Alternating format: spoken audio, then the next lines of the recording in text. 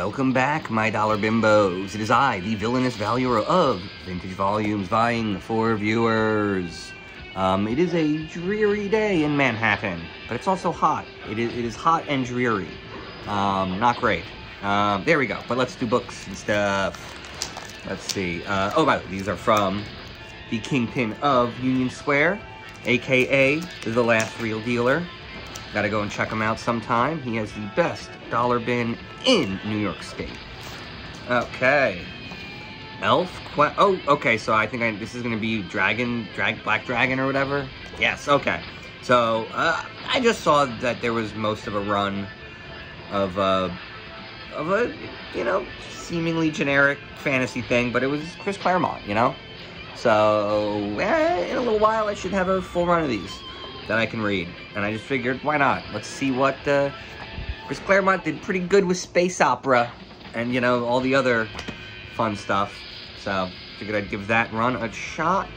So, I probably messed up and bought an all-ages children's book, right? That's what this ad means?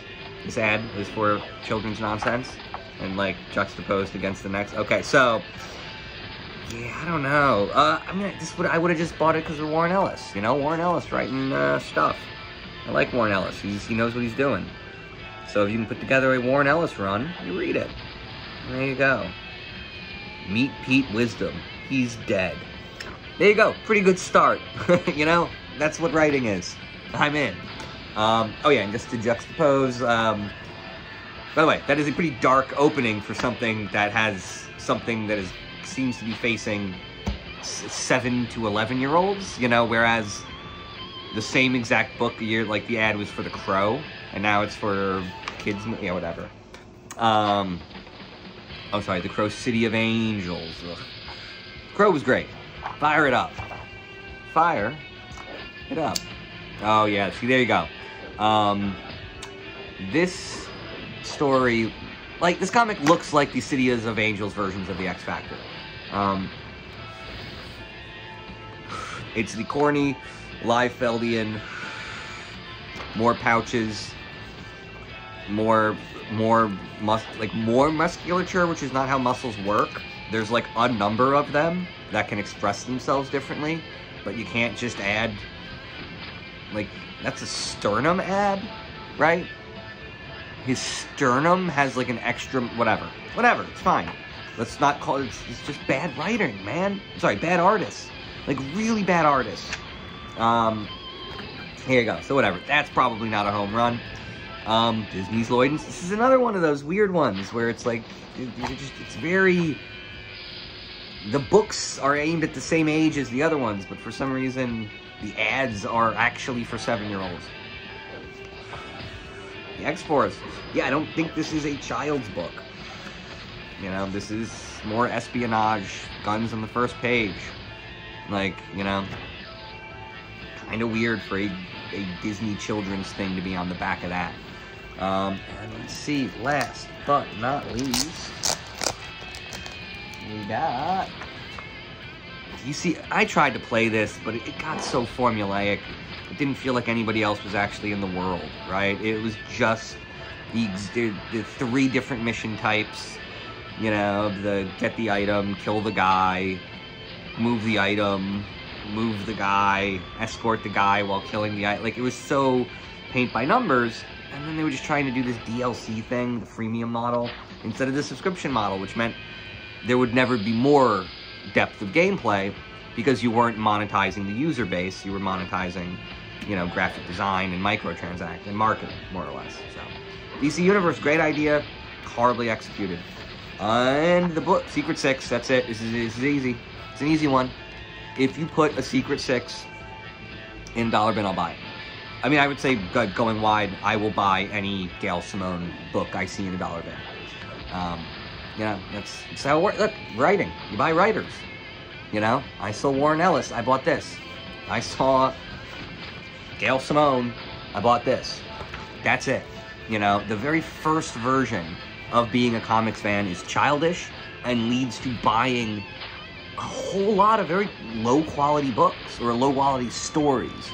You know, for me it was Spider-Man. I grew up with Spider-Man. I chased Spider-Man. I chased him right off a cliff, you know, as the Clone Saga. I bought the Omega, Shiny, Chromium, all that shit, and it just, once you start reading them, it was just bad. Stories made no sense, and then you realize, like, oh, you can look back on 50 years of this character and only read the good ones. And then once you only read the good ones, you figure out where they're coming from.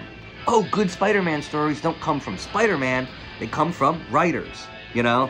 And you realize a good story comes from Gail fucking Simone, a writer. And so, you know, everyone starts chasing characters with their hobby.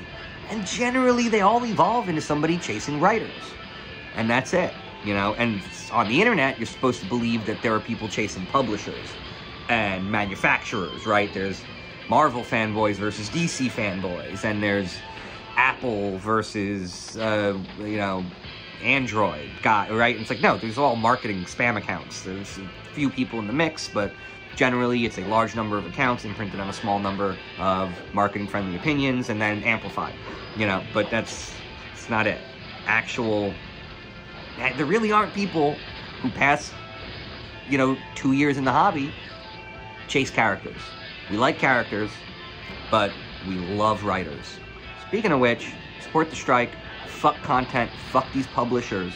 All of these publishers here are the villains now, right? It's Fox or Disney at this point, or whatever the hell.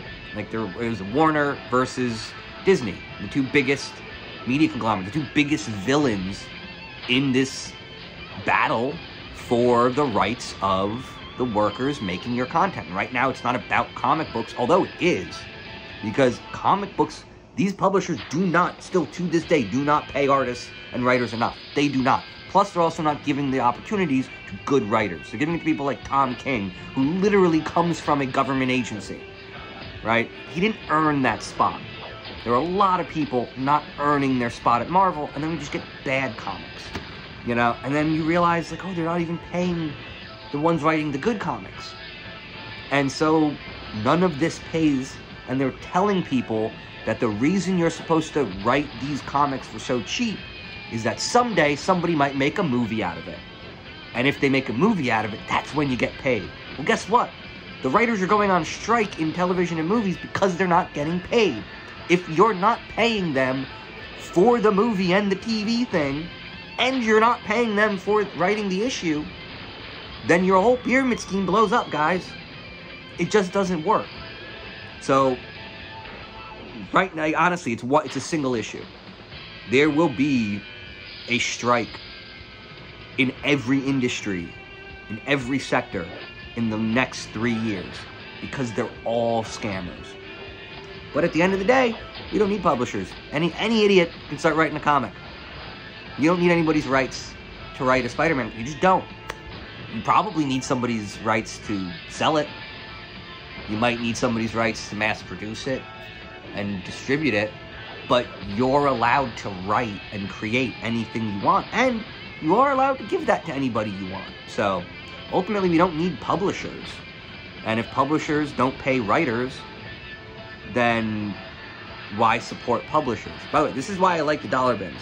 These books have been in circulation for a while. I am not paying a publisher. The publisher got paid a decade ago. And I buy comics from human beings. And I promote human beings who sell comics.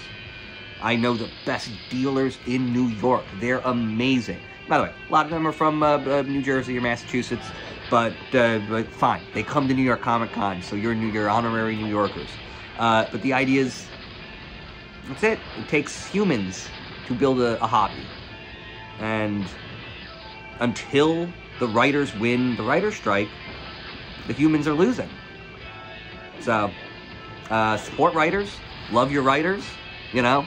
Shout out to the writer spotlight on this issue is going to be Warren Ellis and Gail Simone, two amazing writers.